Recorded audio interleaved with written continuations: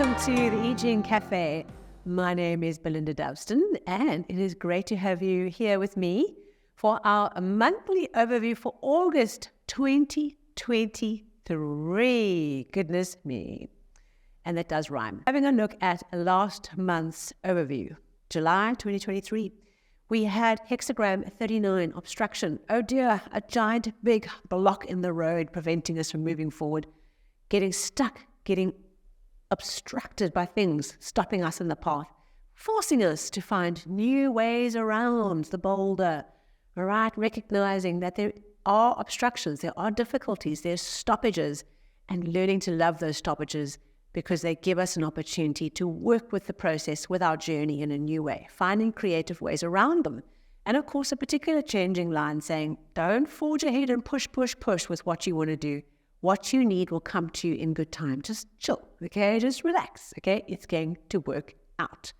Plus Hexagram 8, holding together, groupings, re-looking at how we are connected and bound up with other people, different organizations, our network, right? Thinking about what am I learning by the groupings that I'm associated with? What information came to me in July to help us realize the strengths and the weaknesses of the groups that we are connected to, and taking that learning, taking our leadership, challenging ourselves to step up our leadership role and do what we need to do to hold everything together, to be the glue that glues everything together to get somewhere. I would love to hear some comments from you for the month of July. Where were those obstructions and where were those groupings that came to bring your awareness? Where was the learning that you were being asked to pay attention to? Right. August 2023. What is the I Ching asking us to pay attention to? We have a locked hexagram, right? We had a few months ago where we had some locked hexagrams, and here we are, a locked hexagram, which means there are no changing lines. When I cast the coins, the combinations gave us fixed, stable lines, giving us the hexagram of 24, the return, or the turning point. Okay, so the whole month, we are being asked to double down and focus our attention on this energy of the return. Structurally, we look at the hexagram. We have the top 3 lines is earth energy, earth trigram. The bottom 3 lines for the trigram of thunder, moving up, okay? And we have this little male line coming in the bottom. Remember, the lines move from bottom to the top. We have a whole lot of female lines, and we have this new spark of creative energy coming in the bottom of the hexagram structure and moving its way up. So it's the beginning, the turning point, a new beginning arising. This hexagram can be seen as a point of view of the bear is in the cave, right? And we've been through the whole winter, okay? All the female lines, the darkness of winter, okay? And here comes the new creative energy.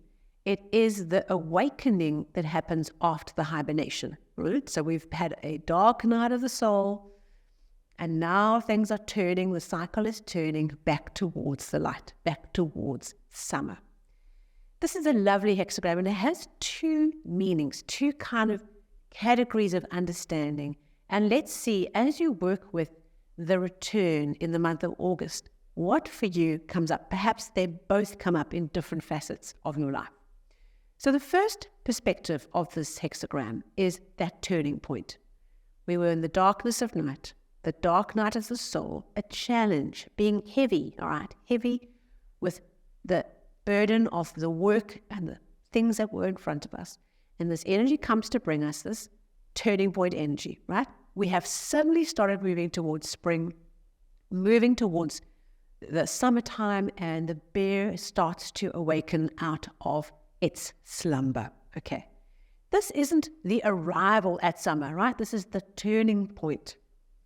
And so what we do when we work with this is we just allow this flow to carry us forward.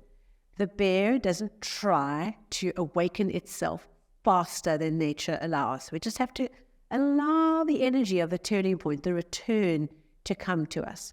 But it's a wonderful hexagram that brings us a level of comfort and a level of focus that if you have been going through a really rough time, if you've really been struggling and you've been in that dark night, and we all have different levels of dark nights we go through, but a time of difficulty, a time of struggle, of work, of commitment, of showing up, and life can sometimes really, really demanding. And here comes the relief. Here comes the turning point towards better times. Yes. And if you think about what we went through in July with this obstruction energy, it was hard. And we had, a lot of really challenging changing lines and challenging energy that we were working with in July. And here we have the opportunity to face the turning point. Now, I promised you there was a second way of approaching this hexagram, and that is turning back to. Okay. So we have the turning point towards better times, and we have turning back to, returning back to something of the past. Now, some people have this thing of, if I have said goodbye to something, I never go back. You know what a difficult word the word never is, because you get tested. But this energy brings with us the opportunity to go back to something of the past. That was meaningful, that was wonderful, that was an opportunity.